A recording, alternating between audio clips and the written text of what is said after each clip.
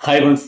கதறவன்லாம் கதறிட்டே கிடையாது. நாங்க அடுத்தடுத்தால மேல போயிட்டே இருக்கோம் அப்படிங்கிற மாதிரி தன்னுடைய அதிரடியான ஆட்டத்தை இன்னைக்கு வாரத்தின் முதல் நாளாவதுமா காலையிலேயே ஸ்டார்ட் பண்ணியிருக்காரு. எல்லாருக்கும் தெரிஞ்ச விஷயம் தான். என்னன்னு கேட்டீங்கன்னா, தமிழை வச்சுக்கிறதுல முக்கியமான பதவிகள் வந்து பாத்தீங்கன்னா, முக்கியமான புள்ளிகள் நிறைய பேர் இணைஞ்சிருக்காங்க. ஸோ அதை பத்தி அன்னைக்கு ஃபுல்லாவே நம்ம பேச போறோம். இதுல மொத்தம் இன்னைக்கு வந்து பாத்தீங்கன்னா ஒரு 6 பேர் இணைஞ்சிருக்காங்க. ஸோ அந்த 6 பேர்ல முக்கியமான ஒரு பொறுப்பு ஒருத்தர் கொடுக்கப்பட்டிருக்கு. யாருன்னு கேட்டீங்கன்னா, அருண்ராஜ் எக்ஸ் ஐஆர்எஸ். அவருக்கு தான் பாத்தீங்கன்னா கொள்கை பிறப்பு பொதுச் செயலாளரான பதவி கொடுத்திருக்காங்க தமிழை வச்சுக்கிறதுல.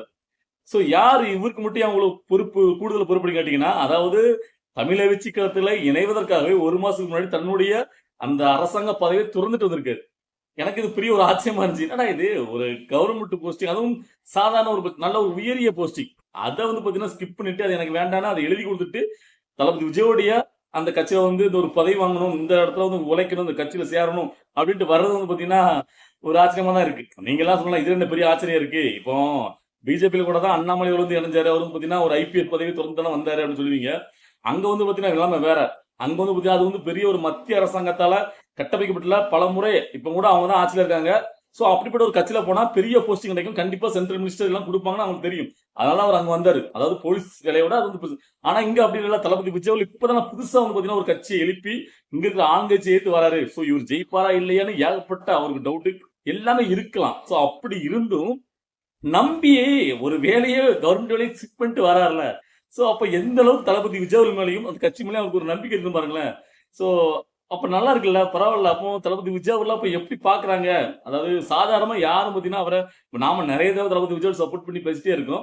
சோ அப்ப மக்கள் வந்து பாத்தீங்கன்னா எந்த அளவுக்கு நம்புறாங்கிறது இதுல இருந்து உரி திரும்ப தெரியும். சோ நாம சப்போர்ட் பண்றது நம்ம தளபதி விஜய் பண்ற நாம ஒரு பெரிய ஆள் கிடையாதுல்ல. நாம வந்து தளபதி விஜய் சப்போர்ட் பண்றது. ஆனா ஒரு அரசாங்க பதவியில உயரிய பதவியில இருக்கிறவங்க அதை ஸ்கிப் பண்ணிட்டு அந்த கட்சியில சேர்றதுக்காண்டி அது ராஜினாமா பண்ணிட்டு வந்திருக்காங்கன்னா, அப்ப பாத்துக்கங்க தளபதி விஜய் அவர்களையும் தமிழ் கட்சிகளுடைய பவரையும்.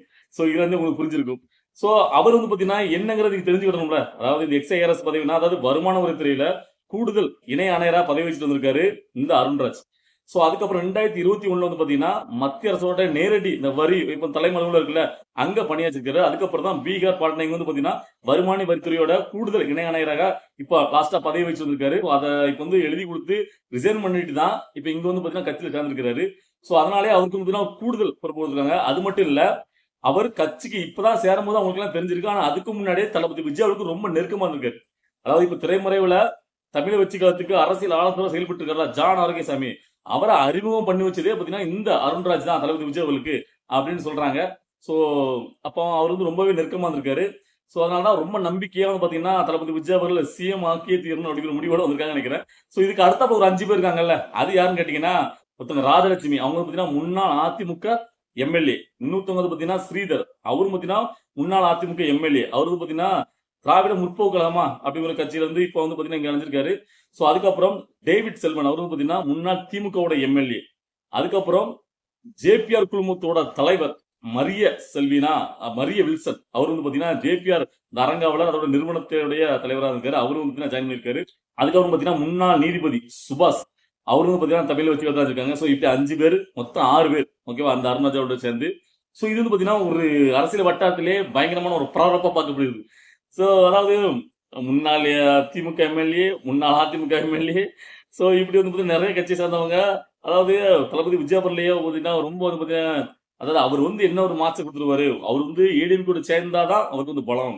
சோ அவர் வந்து பிஜேபி கூட சேர்ந்தாதான் அவருக்கு வந்து பலம். இல்ல தனியா நின்னா அவர்ல பெருசா வந்து சந்திக்க முடியாது. ஒரு 5 to 10% வாங்குவாரு. சோ அப்படின்னு ஏகப்பட்ட பேர் ரொம்ப நெல்லி நகையாட்டு இருந்தாங்க. இன்னைக்கு எல்லாருக்கும் ஒண்ணு புரிஞ்சிருக்கும். இல்ல அவர் சாதாரணமா ஒரு ஆள் கிடையாது. அவர் வேற ஒரு பக்கா ஒரு பிளான்ல இருக்காரு. வேற மாதிரி ஆட்டத்தை ஆடுறாரு இன்னைக்கு புரிஞ்சிருக்கும். இன்னும் இருக்கு. இன்னும் நிறைய பேர், அதாவது என்ன பொறுத்த வரைக்கும் தளபதி விஜய் அவருடைய தமிழை வச்சுக்கிறதுல இணையறதுக்கு நிறைய பேர் ரெடியா இருக்காங்க. ஆனா அவர் தான் பாத்தீங்கன்னா அதை வந்து அப்படியே வெயிட் பண்ண வச்சு செலக்டடா அவர் வந்து பாத்தீங்கன்னா கட்சியில இணைய வைக்கிறாரு. சும்மா எல்லாரையும் கூட்டு நினைச்சாங்கன்னா அது வந்து பாத்தீங்கன்னா ஒரு கேலி குத்தாயிரும். தளபதி விஜய்க்கு உண்டான அந்த கட்சிக்கு உண்டான மவுசியங்கள் குறைஞ்சிரும். அதனாலதான் அவர் வந்து பாத்தீங்கன்னா இப்ப உங்களுக்கு தெரிஞ்சு சினிமா சம்பந்தப்பட்ட சினிமா துறையில இருக்கக்கூடிய ஏகப்பட்ட பெரிய பெரிய பெரிய நடிகர்கள் நிறைய பேர் வந்து தளபதி விஜயோடைய கட்சியில இணையறதுக்கு ரெடியா இருக்கிறாங்க. ஆனா அவர் வந்து பாத்தீங்கன்னா அது வேண்டாம். ஏன்னா அது கரெக்டான ஒரு முடிவு தளபதி விஜய் முடிவு எடுத்துருக்கு. ஏன்னா அப்படி வந்து சினிமா துறையில வந்து இணைந்தாங்கன்னா அது வந்து பாத்தீங்கன்னா யாருக்குமே சினிமாக்காரன் கூத்தாடினா அவ்வளவு பேர் விமர்சிட்டு இருக்காங்க. அதெல்லாம் மக்கள் மனசுக்கு வந்து பாத்தீங்கன்னா அது ஒரு இதா தெரியாது. என்ன சினிமாக்காரன்லாம் சேர்த்துட்டு இருக்காங்க அப்படிங்கிற மாதிரி இருக்கும். இதுக்கு பின்னாடி கட்சி வளர்ந்து கொஞ்ச நாள், அதாவது லாஸ்ட் அந்த டைம்ல சேர்த்தாங்கன்னா பிரச்சனை தெரியாது. ஸ்டார்டிங் நல்ல அரசியல் தெரிஞ்ச சில பேர் இந்த மாதிரி ஆட்கள் கட்சியில இணைறது கட்சிக்கு பலம் தான். சோ அது வந்து பாத்தீங்கன்னா ஒரு நல்ல விஷயமா தான் நம்ம ஒத்துக்க முடியும். ஏன்னா அருண்ராஜ் எக்ஸ் ஐஆர்எஸ் இருக்காருல்ல, அவர்லாம் பாத்தீங்கன்னா இதுக்கு முன்னாடி எந்த ஒரு கட்சியிலுமே இல்ல. சோ அது ஒரு பிளஸ் பாயிண்ட். அவர் வந்து பாத்தீங்கன்னா ஒரு வருமான வரித்துறையிலேயே பாத்தீங்கன்னா முக்கிய ஒரு பதவியில வச்சிருந்தவர். இப்ப நேரடியாக முதலா ஒரு கட்சியில இணையும் போது அது எல்லாராலையுமே பாத்தீங்கன்னா பெரிய அளவுல பார்க்கப்படுது. சோ இப்ப மத்தவங்கலாம் பாத்தீங்கன்னா ஒரு எக்ஸ் எம்எல்ஏ இருந்திருக்காங்க, அவங்களும் ஒவ்வொரு கட்சியிலும் இருக்காங்க. சோ அவங்க ஒரு பாத்தீங்கன்னா பெரிய விஷயம் கிடையாது. இப்போ எல்லா கட்சியிலுமே ஒவ்வொரு கட்சியில மாறி மாறி சேருவாங்கல்ல. சோ இந்த திராவிட கட்சிகள் இது நடந்திருக்கு. ஆனாலும் பாத்தீங்கன்னா அந்தந்த அந்த மாவட்டங்களுக்கு இப்போ அந்தந்த ஒரு தொகுதியில வந்து பாத்தீங்கன்னா இப்ப இந்த எக்ஸ் எம்எல்ஏ வந்தவங்க அங்க இருக்கும்போது அவங்களுடைய அந்த அரசியல் அனுபவத்தை இப்ப இருக்கக்கூடிய புதியதா இருக்கக்கூடிய தமிழை வச்சுக்கிறதுடைய தோழர்களுக்கு பாத்தீங்கன்னா அதை சொல்றது, ஒரு ஐடியா கொடுக்கறது, ஒரு கைடன்ஸ் கொடுக்கறது நல்லாவே இருக்கும். சோ அதனால இது வந்து பாத்தீங்கன்னா ஒரு பலம் சேர்க்கும் தமிழை வச்சுக்கிறதுக்கும் தளபதி விஜய் அவர்களுக்கும் அப்படிங்கறதுல எந்த ஒரு மாற்று கருத்துமே கிடையாது. ஒரு நல்ல ஒரு ஸ்டாண்ட முன்னெடுத்தா தளபதி விஜய் நேரடியாக பயன்படுத்திருக்காரு. அதாவது அவரு மனசுக்குள்ள ஒரு திட்டத்தை வச்சிருக்காரு. தளபதி விஜய் அவர்களை பொறுத்த வரைக்கும் நான் வந்து அதை தான் கெஸ் பண்றேன். அதாவது பாத்தீங்கன்னா யாரு என்ன மாதிரியான விமர்சனங்கள் எப்படி வந்து பாத்தீங்கன்னா தளபதி விஜய் அவர்கள் மேலேயும் தமிழை வச்சுக்கிறது மேலேயும் விதைச்சிட்டே போனா கூட அவர் வந்து பாத்தீங்கன்னா எதுக்குமே சலனம் இல்லாம அவர் என்ன அவரு வந்து பாத்தீங்கன்னா தன்னுடைய போக்கஸ்ல வந்து பாத்தீங்கன்னா தெளிவா இருக்காரு. ஏன்னா நாம என்ன மாதிரி பண்ணணும், எப்ப நம்ம களத்துல இறங்கணும், எப்ப என்ன எல்லாமே அவர் பக்கா பிளான்டா இருக்காரு. அதனாலதான் பாத்தீங்கன்னா எதுக்குமே அசராம தெளிவா தன்னுடைய அடுத்தடுத்த வேலைகளை கரெக்டா பண்ணிட்டே இருக்காரு. சோ இன்னும் அடுத்தடுத்தாப்புல பாத்தீங்கன்னா தளபதி விஜய் நேரடி பயணம் ஒவ்வொரு மாவட்டத்துக்கு எல்லாமே செல்ல வேண்டியிருக்கு. சோ அப்படிங்கும்போது இந்த அரசியல் வட்டாரமே பாத்தீங்கன்னா வேற லெவல்ல தீப்பிடிக்கும் அப்படிங்கிற மாதிரி இருக்கும். சோ அதுக்கப்புறம் இதுல ஒரு முக்கியமான விஷயத்த சொல்ல மறந்துட்டேன். இப்ப தளபதி விஜய் அவர்கள் இப்ப கட்சியில சேர்த்ததா அவங்க அறிவிச்சதுக்கு அப்புறம் இவங்க கட்சி அலுவலகத்துல இருந்து வெளியே உடனே அந்த பத்திரிகையாளர்கள் எல்லாம் எல்லாரையும் பிடிச்சு கேள்வி கேட்டாங்கல்ல. அதுல அருண்ராஜ் அவர்கள்ட்ட கேக்குறாங்க, அதாவது இவ்வளவு கட்சிகள் இருக்கு, அதாவது ஏன் நீங்க தமிழை வச்சுக்கிறதுல மட்டும் நீங்க என்ன நினைச்சீங்க, என்ன ஸ்பெஷல் அப்படின்னு கேட்டதுக்கு அவர் ஒரு ஒரு பாயிண்ட் ஒன்று சொன்னாரு பாருங்க. அதாவது மத்த கட்சிகள்லாம் கொள்கைங்கிறது பேரளவு தான் இருக்கு, இங்கதான் பாத்தீங்கன்னா கொள்கை பிடிப்போட இருக்கு. சோ அதனாலதான் நான் வந்து சாய்ஸ் எல்லாம் இங்க சேரணும் அந்த சாய்ஸே பார்க்கல, தமிழை வச்சுக்கலாம் சேரணும் உறுதியோடு ஜாயின் பண்ணிருக்கேன் அப்படின்னு ஒன்று சொன்னாரு. இதை கேட்ட உடனே இங்க கூடிய அந்த கதிரக்குறை கட்சிகள் இருக்கு, அதாவது தளபதி விஜய் கட்சியில கொள்கையா கோட்பாடா என்ன இதுன்னு தளபதி விஜய் அரசு கட்சி ஆரம்பிச்சுட்டு வந்த நாள்ல இருந்து இப்போ வரைக்கும் கதைட்டு இருக்காங்களா அவங்களுக்கு எல்லாம் முக்கிய, அதாவது எதுல முக்கிய தெரியும்ல, முக்கிய அடிச்ச மாதிரி இருந்துச்சு. அதாவது நம்ம அதாவது கட்சி சார்ந்து தளபதி விஜய் சப்போர்ட் பண்ணிட்டு இருக்கோம், தமிழை வச்சுக்கிறது சேர்ந்தான் சொல்லல.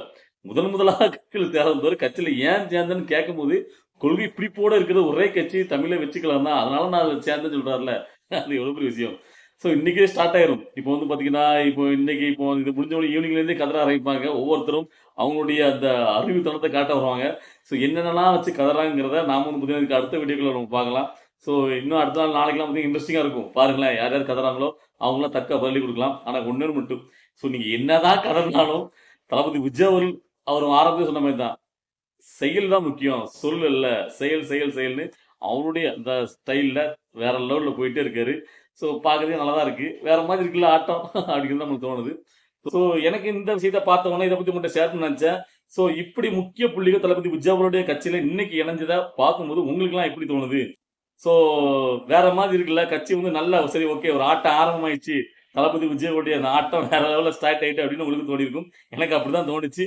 சோ இதை பார்க்கும்போது உங்களுக்கு என்ன தோணுச்சு, நீங்க என்ன நினைக்கிறீங்க, என்ன ஃபீல் பண்றீங்க இதை பார்த்த உடனே அப்படிங்கிறத உங்களுடைய கருத்துக்களை கமெண்ட்ல பதிவு பண்ணுங்க. பாய்.